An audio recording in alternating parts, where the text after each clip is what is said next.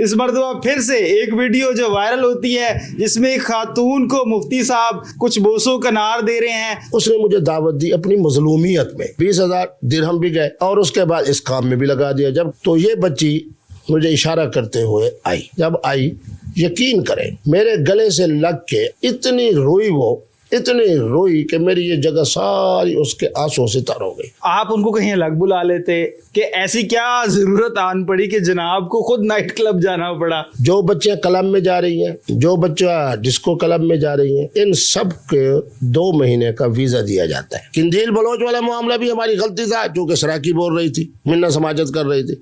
हरीम शाह वाली कह रही है मैं हाफिज कुरान हूँ, सैयद ज़ादी हूँ, मैंने 5 साल दीन पढ़ा है। हमारी कमजोरी थी, हमने सैयद ज़ादी होने के हवाले से उस पर एतमाद कर लिया। अब ये मोहतरमा है, वीडियो किसने बनाई, वो कौन ना बदबख्त था। मैं उसको बदबख्त इसलिए नहीं कहता कि उसकी वजह से 2 लाख दिरहम का उस पर मुकदमा हो चुका है और इंशाअल्लाह 2 लाख दिरहम के अंदर इंशाअल्लाह इतनी बड़ी मोटी रकम आएगी कि मुफ्ती साहब भी जिंदाबाद हो जाएंगे और पाकिस्तान की मईशत भी जिंदाबाद हो। वहाँ की सारी फिल्म इंडस्ट्री के लोग, आप शाहरुख खान से पूछे, मेरा नाम उस वक्त मुफ्ती अब्दुल कभी नहीं होता था, मेरा नाम होता था सेठ शाहिद। क्या आप पाकिस्तान के और दुबई के सेठ शाहिद साहब को जानते हैं? करीना से पूछ लें, करिश्मा से पूछ लें, फुला से पूछ लें, हिमा मालिनी से पूछ लें, बहरहाल मिले हुए आप इन सबसे? सबसे मैं मिला हूं। उनकी जो फिल्म सिटी है वो भी मैंने देखी हुई है। आप देख रहे हैं न्यूज़ अलर्ट, मेरा नाम रुमेल तारिक गिल। मुफ्ती अब्दुल कवी साहब हमारे साथ तशरीफ फरमा हैं। इस मर्तबा फिर से एक वीडियो जो वायरल होती है जिसमें एक खातून को मुफ्ती साहब दिलासा दे रहे हैं, कुछ बोसों का नार दे रहे हैं,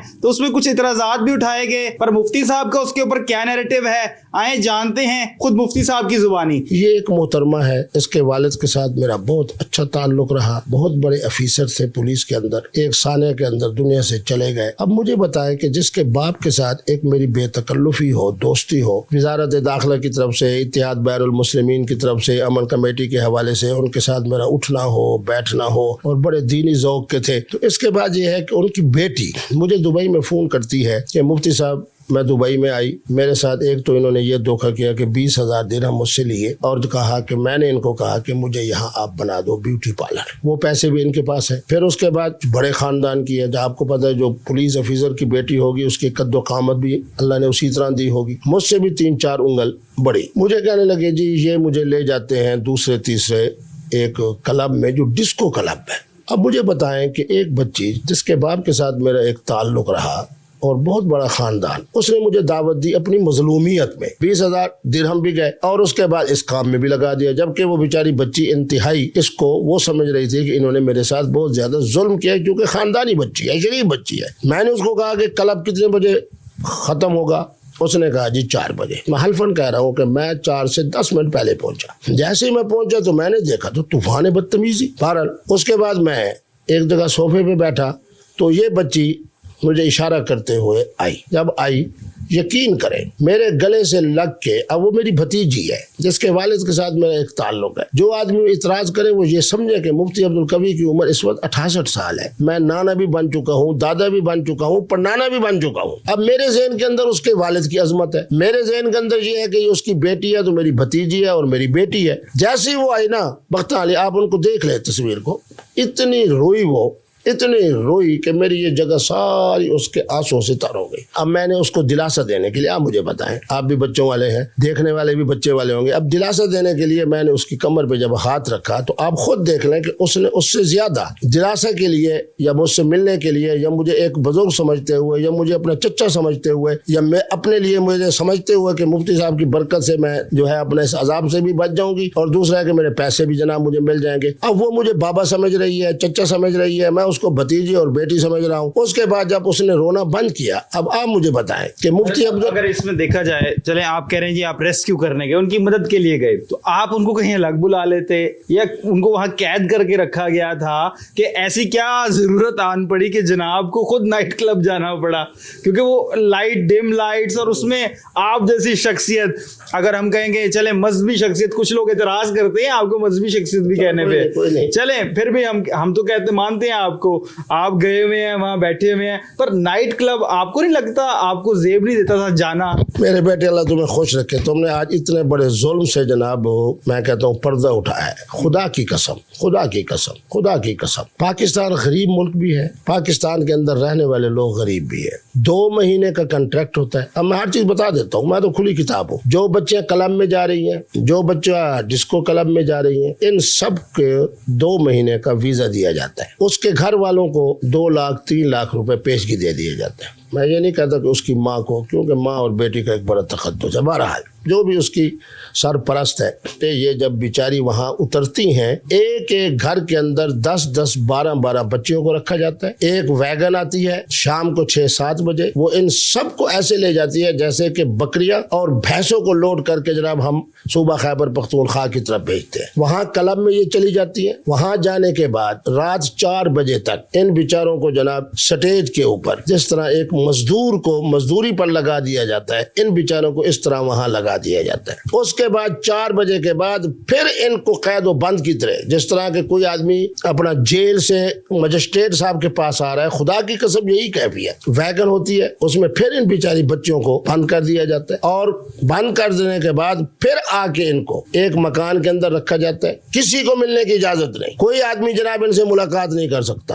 2 مہینے کے اندر یہ قید و بند کی مشکلات سے ہو کے پھر یہ بیچاریاں اجازت اب دی جاتی ہے, تو واپسی سے 1 دن یا پہلے 2 دن ان کو کہا جاتا ہے بھی اگر کوئی چیز آپ نے خرید کرنی ہے یا کچھ کرنا ہے. یہ بیچاری, اب میری آنکھوں میں آنسو نہ آ جائے کیونکہ میں تو الحمدللہ کھلی کتاب ہوں. اچھا, اب اگر وہاں گئے, وہاں جانے کے بعد ایک آدمی یا ایک بیچاری محترمہ, میری ملتان کی بیچاری بہت ساری تھی, کروڑ پکے کی بہت ساری تھی. اب مفتی عبدالقوی کا ایک نام ہے, ایک شخصیت ہے, انہوں نے جناب آ کے اگر مجھے کہا کہ مفتی صاحب آپ اپنا ٹیلی فون نمبر دے دیں, میں نے دے دیا. وہ بیچاری 4 بجے کے بعد جب اس قید و بند کے اندر محدود ہو کے صرف اس کے بعد یہ اختیار ہے کہ وہ مفتی صاحب سے ٹیلی فون کر کے, مفتی صاحب میں فلاں علاقے کے ہوں, میرے یہ مسائل ہیں, میرا بھائی آپ کے پاس آئے گا, آپ سے ملاقات کرے گا, یہ ہو. اس کے علاوہ قطعی طور کے اوپر نہ ملاقات ہو سکتی ہے, نہ وہ محترمہ ان کی اس 2 مہینے کی جو بندش ہے اس سے آزاد ہو سکتی ہے. آپ نے بہترین سوال کیا کہ مفتی صاحب آپ اس کے گھر چلے جاتے, جب مفتی صاحب اس کو آپ اپنے ہاں بلا لیتے. جب یہ کیفیت ہو تو اب آپ مجھے بتائیں, آپ دانا آدمی ہیں, کیا پھر مفتی عبدالقوی کو 4 بجے کلب جو ہے وہ جو بند ہو رہا ہے اس سے 10 منٹ پہلے مفتی عبدالقوی وہیں جا کے نہ ملے تو کہاں ملے؟ بوسو کنار کیا. آپ کہتے ہیں کہ آپ نے گڈ جیسچر سے, آپ ان کے بڑے ہیں, ٹھیک ہے ہم مانتے ہیں, آپ کہہ رہے ہیں تو ٹھیک ہے ہم مانتے ہیں, پر کیوں لوگ اس بات کو, آپ کو ہمیشہ آپ کے اچھے جیسچرز کو, آپ کے اچھے عمل کو بھی نیگیٹو ہی لیتے ہیں, کیا وجہ ہے؟ پہلے مجھے آپ یہ بتاؤ, میں صرف 11 دن کے لیے دبئی گیا, 30 دن کا میرا ویزا تھا. 30 دن کے بعد آخری جو فلائٹ جا رہی تھی شام کو 5 بجے, اس پر میرے چاہنے والوں نے مجھے روانہ کیا. 1500 2000 سے لے کے 7,000-7,500 درہم تک روزانہ مفتی عبدالقوی صاحب پہ نثار کیا جا رہا ہے. میں کیسے مانوں کہ جناب میری قوم میرے ساتھ نہیں کھڑی؟ میں کیوں کہوں کہ جناب لوگ مجھ سے محبت کیوں نہیں کرتے؟ میں کیوں کہوں کہ میرے جناب پٹھان بھائی جو ہے وہ اس کے لیے ان کا پیسہ مفتی صاحب پہ نچھاور کرنا وہ اپنی سب سے بڑی سمجھو عقیدت و محبت سمجھتے ہیں. خواتین آخر مفتی عبدالقوی سے کیوں رابطہ کرتی ہے؟ خدا کی قسم مجھ سے بہت ساری خواتین نے رابطہ کیا مختلف مسائل کے حوالے سے. انہوں نے کہا جی ہم کراچی میں ہیں, ایئر ہوسٹس ہیں, ہم جناب بہت اچھی ملازمت پہ ہیں, فلاں کراچی کے مفتی صاحب فلاں مسلک والوں سے رابطہ کر کر کے تھک گئے, 1 ہفتے کے اندر ان سے فون پہ بات نہیں ہو سکی. دیکھو نا, اس ظلم کو بھی تو سمجھو. اچھا, اس کے بعد کہا جی میں فلاں مسلک سے تعلق رکھتی ہوں, اتنے دن ہو گئے, فون اٹھاتا ہے تو کبھی ان کا بچہ اٹھاتا ہے, کبھی ان کا سیکٹری اٹھاتا ہے, حضرت سے بات نہیں ہوئی.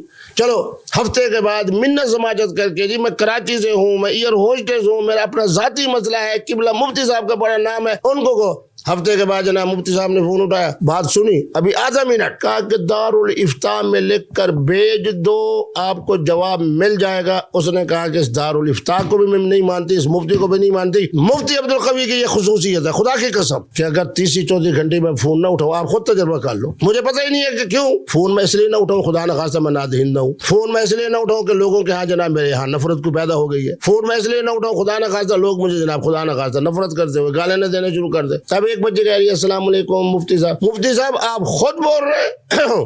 میں کہتا ہوں مفتی عبدالقوی خود بول رہا ہوں, خدا کی قسم اس کی آنکھوں سے آنسو جاری ہو جاتا ہے. بچیوں کو میں روکتا ہوں کہ میرے بچے ذرا فاصلے سے رہو, نہیں مفتی صاحب جناب یہ وہ. میں کہتا ہوں دیکھو تمہارا زبردستی آپ سے چپک جاتے ہیں. نہیں چپک نہیں کہتا, یعنی مقصد ہے میرے قریب کھڑے ہو کے. اب بات یہ ہے کہ وہ مجھے बाबा जी समझ रहे हैं, मुझे मुफ्ती साहब समझ रहे हैं, मुझे एक बुजुर्ग समझ रहे हैं, मुझे जो उनको मैं कह देता हूँ कि जितनी देर तुम खड़ी रहोगी मैं अस्तगफिरुल्लाह का वेज़ करता रहूंगा।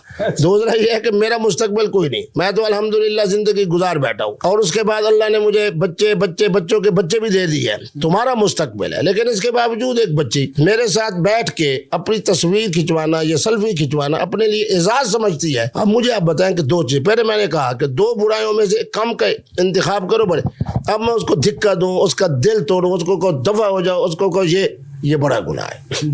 उसके साथ अगर मेरे साथ बैठ के मैंने उसको बेटी समझते हुए, उसने मुझे बुजुर्ग समझते हुए 2 सेकंड के लिए 3 सेकंड के साथ कंधा मिला लिया, चलो करीब आ गई है, चलो फासला रख लिया, ये कम गुनाह है। मैं ये नहीं कहता कि ये कुछ सवाब के काम हो रहे हैं। किंदील बलोच वाला मामला भी हमारी गलती था, चूँकि सराकी बोल रही थी, मिन्ना समाजत कर रही थी।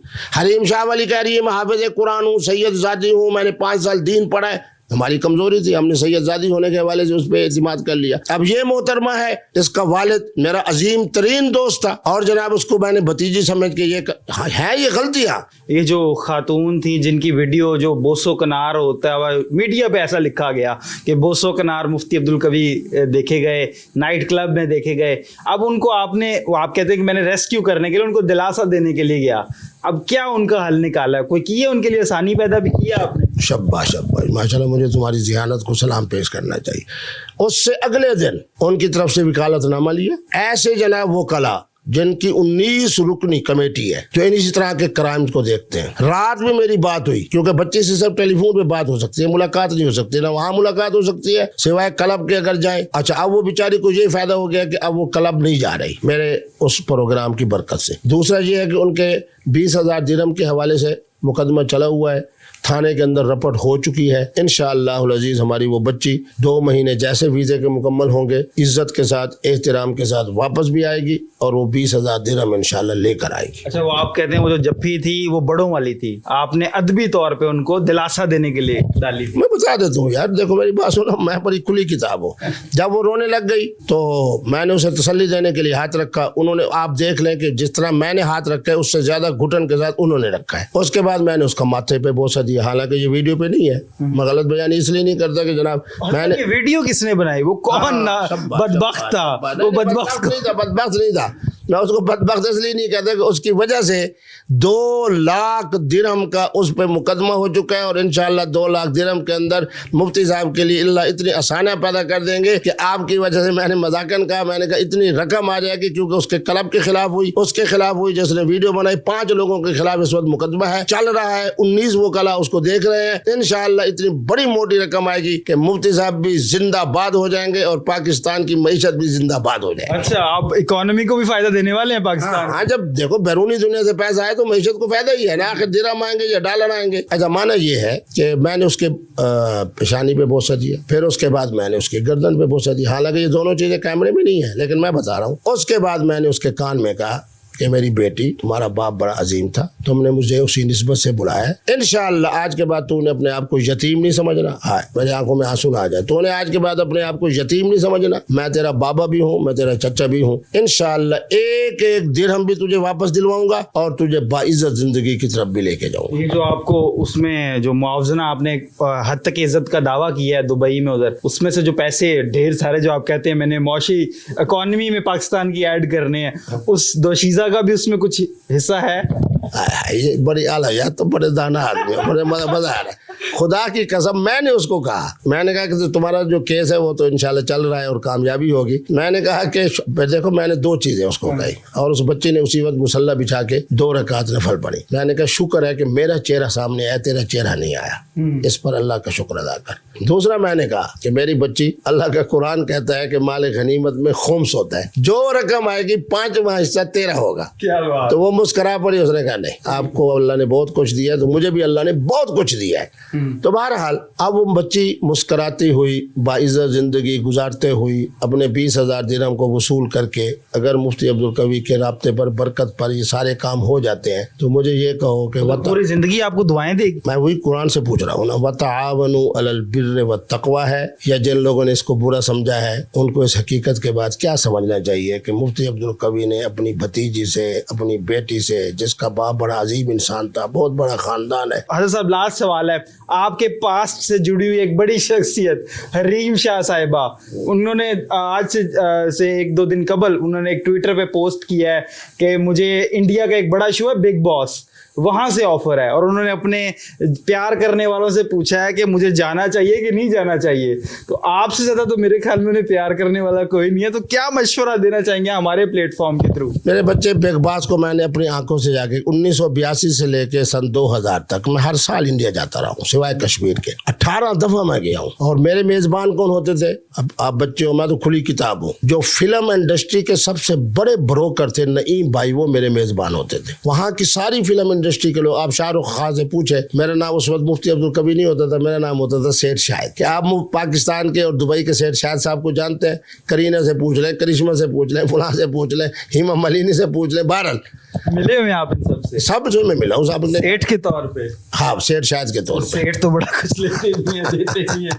اچھا بگ باس بھی میں نے اپنی آنکھوں سے دیکھا ہے. حیدرآباد دکن کے ساتھ جو ان کی پوری ایک فلم انڈسٹری کا پورا جناب کوئی تقریباً 65 مربع کے اندر ان کی جو فلم سٹی ہے وہ بھی میں نے دیکھی ہوئی ہے. بات یہ ہے کہ بگ باس کے اندر آپ کو پتہ ہے کہ پاکستان کی طرف سے کون گئی تھی؟ محترمہ وینا ملک. پھر ان کے ساتھ جو کچھ ہوا، آج الحمدللہ وہ ایک دین والی محترمہ ہے، اس کے بچے حافظ قرآن بن چکے ہیں اور دین کی طرف. ایک کیا تھا وہ ایک بچہ ہے خواجہ سرا، بڑا اچھا سا اس کا نام تھا، پتہ نہیں علی کیا تھا، وہ بھی الحمدللہ آیا. تو اس کے ساتھ بھی میرا ٹی وی کا پروگرام ہوا. اور میرے ٹی وی کے پروگراموں کے اندر سب سے زیادہ جو کامیاب ہوا نا وہ وینا ملک والا پروگرام تھا، جس پر مجھے 10 لاکھ روپے جناب انعام دیا گیا. تو اور کہا گیا کہ سارک ممالک کے اندر ایک عام پروگرام اس مقام تک نہیں گیا جتنا کہ آپ کا اور وینا ملک صاحبہ کا گیا. بگ باس کے اندر جانا یہ اپنے ضمیر سے پوچھے. اگر حافظہ قرآن ہے تو نہ جائے، اگر 5 سال دین پڑھا ہے تو نہ جائے، اگر سید زادی ہے تو نہ جائے، اگر تینوں نہیں ہے پھر ضرور جائے. جی بالکل، آپ نے مفتی عبدالکبیر صاحب کی گفتگو سنی، اور جو ان کی ایک ویڈیو کچھ دنوں سے باز گشت کر رہی ہے اور کافی چرچا میں ہے، جس میں وہ ایک خاتون کو بوس و کنار دے رہے ہیں، کچھ اناپروپریٹ طریقے سے مل رہے ہیں. تو انہوں نے بخوبی وہ سب بتائیں باتیں کہ وہ ان کی رشتے میں کیا ہے، کس طرح کی قربت ہے ان سے. امید کرتے ہیں آپ کو یہ ویڈیو پسند آئی ہوگی. اسی کے ساتھ جی اپنے میزبان رومیل طارق گل کو دیجیے اجازت، پھر حاضر ہوں گے کسی اور ویڈیو کے ساتھ. تب تک کے لیے اللہ نگہبان.